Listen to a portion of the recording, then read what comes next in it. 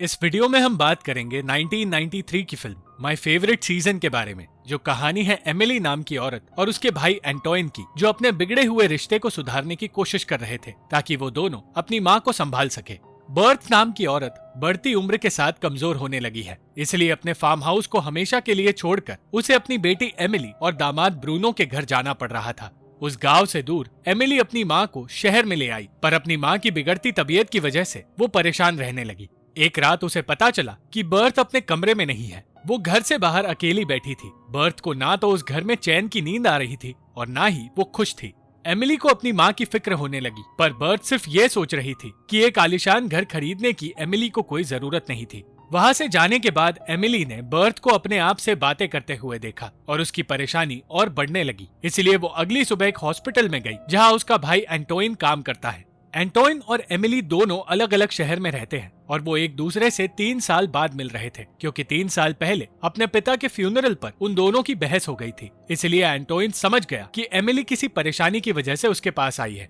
Emily ने बताया कि उनकी माँ को 1 महीने पहले दौरा पड़ा था, पर वो ये बात एंटोइन को बताना नहीं चाहती थी। बातों बातों में उन दोनों की फिर से बहस हो गई और गुस्से में एमिली वहाँ से निकल गई। वो अपने ऑफिस में चली गई जहाँ वो ब्रूनो के साथ अपना बिजनेस संभालती है। उसने ब्रूनो को बताया कि उसने एंटोइन को क्रिसमस पर बुलाया है, पर इस बात से ब्रूनो खुश नहीं था, क्योंकि एंटोइन ने फ्यूनरल पर उसकी भी बेइज्जती की थी। एमिली चाहती थी कि एंटोइन अपनी माँ से मिले और उन दोनों की बातों के बीच उनकी असिस्टेंट खादिजा आ गई। क्रिसमस की रात एंटोइन एमिली के घर आया और उसे देखकर एमिली बहुत खुश हुई। एमिली और ब्रूनो चर्च जाने की तैयारी करने लगे और उनके साथ उनकी बेटी एन भी चर्च जा रही थी। उन तीनों के जाने के बाद एंटोइन अपने आप को ढंग से बर्ताव करने की सलाह देने लगा ताकि वो ये शाम खराब ना करे। पर जब वो घर में टहलने लगा तो उसने गलती से एमिली के गोद लिए हुए बेटे लूशियन को खादिजा के साथ देख लिया। लूशियन के कहने पर एंटोइन ने वादा किया कि वो किसी को कुछ नहीं बताएगा, पर खादिजा वहाँ से निकलने की बात करने लगी। वो एक मोरक्कन लड़की है, इसीलिए लूशियन के माता पिता उनके रिश्ते के खिलाफ जा सकते हैं और लूशियन जानबूझकर अपने माता पिता के खिलाफ जाने के लिए इस रिश्ते को कायम रख रहा है। जब एंटोइन बर्थ से मिला तो बर्थ ने कहा कि एमिली उसे खुश रखने की कोशिश तो कर रही है, पर एमिली की इस कोशिश से वो थकने लगी है। बर्थ उस परिवार की बुराई करने लगी, पर एंटोइन ने उसकी बातों पर ध्यान नहीं दिया। अचानक बर्थ कहने लगी कि वो इस घर में रहना नहीं चाहती। एमिली का परिवार अच्छा तो है, पर वो यहाँ अपनी बची कुची जिंदगी नहीं बिता पाएगी। कुछ देर बाद एमिली घर लौट कर आई और पूरा परिवार वो शाम आराम से बिताने लगा। घर का माहौल बिल्कुल भी नहीं बिगड़ा, पर जब एन, खादिजा और लूशियन वहाँ से गए तो धीरे धीरे बातें बिगड़ने लगी। एंटोइन को पहले तो लगा कि ब्रूनो के साथ घुलने मिलने में उसे कोई तकलीफ नहीं होगी और यही बात उसने बर्थ से भी कही, पर ब्रूनो को एंटोइन और बर्थ दोनों का उस घर में होना अच्छा नहीं लग रहा था। एक तरफ घर के बच्चे एक दूसरे के साथ खुशी खुशी वक्त बिता रहे थे, तो दूसरी तरफ एंटोइन घर से जाने की तैयारी कर रहा था। अचानक बर्थ कहने लगी कि उसे अपनी मौत के बाद की तैयारी के बारे में बात करनी है। ये बात एंटोइन को बिल्कुल अच्छी नहीं लगी और वो घर से जाने की कोशिश करने लगा। जब ब्रूनो ने उसे रोकने की कोशिश की तो उन दोनों के बीच हाथापाई शुरू हो गई और एमिली की हर कोशिश नाकामयाब रही। एंटोइन के लड़ने पर बर्थ को खुशी मिली, क्योंकि ब्रूनो उसे और बर्थ दोनों को बुरा भला कह रहा था और अब बर्थ को सिर्फ जायदाद के बंटवारे की फिक्र थी। एंटोइन को जायदाद का हिस्सा चाहिए ही नहीं था, पर बर्थ और एमिली ने उसे शांत रहने के लिए कहा। एंटोइन ने फिर भी उनकी बात नहीं सुनी और जब उसके जाने का वक्त आया तो एमिली ने उसे बर्थ को अपने साथ ले जाने के लिए कहा। ये सब कुछ सुबह के 5 बजे तक चला और बर्थ और एंटोइन के जाने से एमिली पहले से ज्यादा निराश हो गई। उसने ब्रूनो से कहा कि वो अकेले रहना चाहती है और उन दोनों की बातें एन छिप कर सुनने लगी। एमिली उसके और ब्रूनो के रिश्ते में आए बदलाव के बारे में बात करने लगी। उसने कहा कि वो बिल्कुल खुश नहीं है और रोज यही सोचकर पछताती है कि उनके बीच शायद कभी कुछ ठीक नहीं होगा।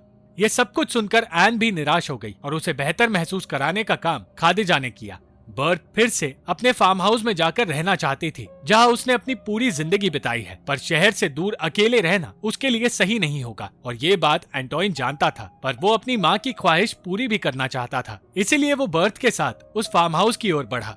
अगली सुबह जब एंटोइन की नींद खुली तो बर्थ कहने लगी कि कभी कभार वो एंटोइन के पिता से बात करती है। एंटोइन उस घर में रहना नहीं चाहता था, इसलिए उसी दिन वापस अपने शहर लौट गया। पर कुछ दिनों बाद काम करते हुए बर्थ को फिर से दिल का दौरा पड़ा और ऐसा होने पर एमिली को फिर से अपने भाई से मिलना पड़ गया। वो चाहती थी कि एंटोइन बर्थ को अपने घर ले जाए, पर एंटोइन ने बताया कि वो अब एक छोटे से घर में रहता है जहाँ बर्थ रह नहीं पाएगी और अपनी माँ के बारे में सोचकर वो रोने लगी। एंटोइन ने उसे शांत किया और कुछ देर के लिए वो दोनों इस बात को भूलकर एक दूसरे के साथ वक्त बिताने लगे। एमिली ने बताया कि उसने ब्रूनो को क्रिसमस की ही रात छोड़ दिया था और अब वो एक होटल में रहती है, इसलिए वो बर्थ को अपने पास नहीं रख सकती।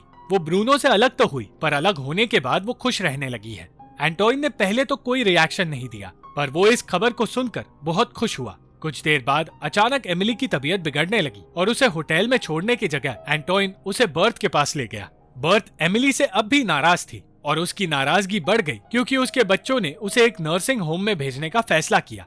वो दोनों बर्थ को उस नर्सिंग होम की ओर ले जाने लगे और वो तीनों पुराने वक्त को याद करने लगे। वो लोग एक नदी तक पहुंचे जहां बचपन में एंटोइन और एमिली तैरना चाहते थे और एंटोइन अपने बचपन का सपना पूरा करते हुए उस नदी में कूद गया। आगे का सफर तय करते हुए दोनों भाई बहन वो गाना गाने लगे जो वो बचपन में गाया करते थे और तब पहली बार बर्थ को खुशी मिली। कुछ घंटों के सफर के बाद वो लोग उस नर्सिंग होम तक पहुंचे जहां उनकी मुलाकात वहां की डायरेक्टर से हुई। नाराज होकर बर्थ कहने लगी कि उसने इन बच्चों को पाला है, पर अब उन दोनों में से किसी के पास उसे संभालने का वक्त नहीं है। बर्थ को डायरेक्टर के हवाले छोड़कर वो दोनों वहां से निकले और अपने गिले शिकवे भुलाने के लिए बातें करने लगे। एंटोइन ने फैसला किया कि वो एमिली को अपने घर ले जाएगा और एमिली कहने लगी कि उस घर में रात बिताने के बाद वो अगली सुबह वापस अपने होटल में चली जाएगी। बातें करते हुए एमिली कहने लगी कि वो अकेले रहकर ही खुश है और उसे कोई पति या बॉयफ्रेंड नहीं चाहिए। जैसे ही एमिली को नींद आई, एंटोइन लूशियन से मिलने उस बार में गया जहां वो काम करता है और लूशियन के साथ साथ उसने एन और खादिजा के साथ भी वक्त बिताया। पर उस रात एंटोइन को पता चला कि लूशियन और खादिजा का रिश्ता ठीक नहीं है,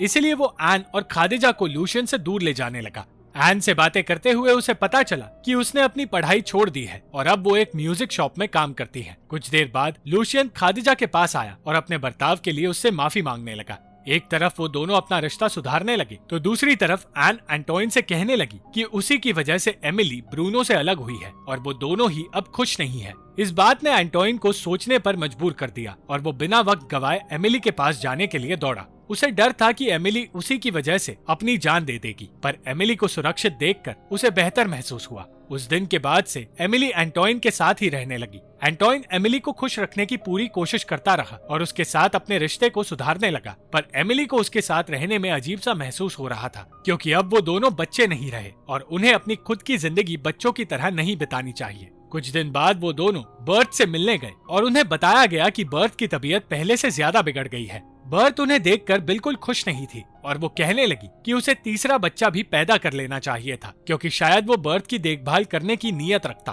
बर्थ ये भी कहने लगी कि उसके पति ने उससे कहा है कि उसका घर टूटने वाला है और अपनी माँ को ऐसी बातें करते देख दोनों भाई बहन का दिल टूट गया। उन्होंने बर्थ को वहां से अपने साथ ले जाने की तैयारी शुरू कर दी। डायरेक्टर से लड़कर एंटोइन अपनी माँ को उस जगह से निकालने में कामयाब हुआ और एमिली के साथ उन्हें अपने घर ले जाने लगा। कई दिनों तक वो बर्थ का इलाज करने की कोशिश करता रहा, पर जब उसने अपने हॉस्पिटल में बर्थ का टेस्ट लिया तो उसे समझ आया कि बर्थ अपने आखिरी दिन गिन रही है। उसने एमिली को बताया कि अब बर्थ को अपने अतीत के बारे में कुछ याद नहीं और वो किसी को पहचान भी नहीं पा रही।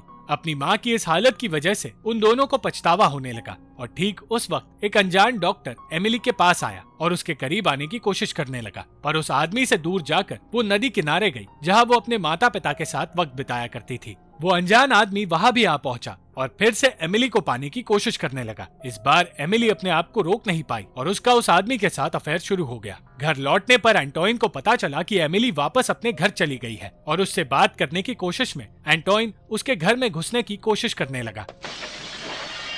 दोनों भाई बहन अपनी माँ की हालत के लिए एक दूसरे को दोष दे रहे थे, इसलिए उन दोनों के बीच लड़ाई हो गई। वो दोनों समझ नहीं पाए कि अपने दुख को वो कैसे बयां करे और इस परेशानी में उनका रिश्ता फिर से बिगड़ गया। अगली सुबह एंटोइन अपनी जान देने की कोशिश करने लगा, पर उसकी अजीब सी कोशिश की वजह से सिर्फ उसका पैर टूटा और उसे पागल समझकर वहाँ मौजूद औरत ने उसकी मदद भी नहीं की। इस इमोशनल ब्लैकमेल ने एमिली को फिर से परेशान कर दिया और वो दोनों बहस करते हुए बर्थ से मिलने हॉस्पिटल गए। बर्थ अब अपनी आखिरी सांसें गिन रही थी और वो अपने पति को याद करने लगी और उसे याद करते हुए वो कहने लगी कि उसके घर की छत टूट चुकी है, पर उसकी इस बात पर एंटोइन और एमिली ने ध्यान नहीं दिया। कुछ दिन बाद उसी हॉस्पिटल में बर्थ की मौत हो गई और बर्थ के फ्यूनरल के बाद एक आदमी एमिली से मिलने आया। उसने बताया कि एक तूफान की वजह से बर्थ के घर की छत टूट गई है और उसे घर की मरम्मत करानी चाहिए। यह सुनकर एमिली परेशान हो गई। अंत में एमिली अपने परिवार के साथ वक्त बिताना चाहती थी और तब पहली बार एंटोइन एमिली को गले लगाकर रो पाया। एमिली फिर से ब्रूनो के घर चली गई और पूरे परिवार ने अपना रिश्ता ठीक करने की कोशिश शुरू कर दी। एन हर एक से उनके पसंदीदा मौसम के बारे में पूछने लगी और एंटोइन के वहां से जाने से पहले एमिली वो कविता सुनाने लगी जो वो बचपन में सुनाया करती थी। वो कविता उसने तब सीखी थी जब वो स्कूल के बाद एंटोइन का इंतजार करती थी, और आज भी वो इस उम्मीद में वो कविता सुना रही है कि छुट्टियों के मौसम में एंटोइन फिर से उससे मिलने आएगा। Thank you for watching this video. अगर आपको ये वीडियो पसंद आई तो इस वीडियो को लाइक, शेयर और इस वीडियो पर कमेंट जरूर करें और इस चैनल को सब्सक्राइब करना मत भूलना।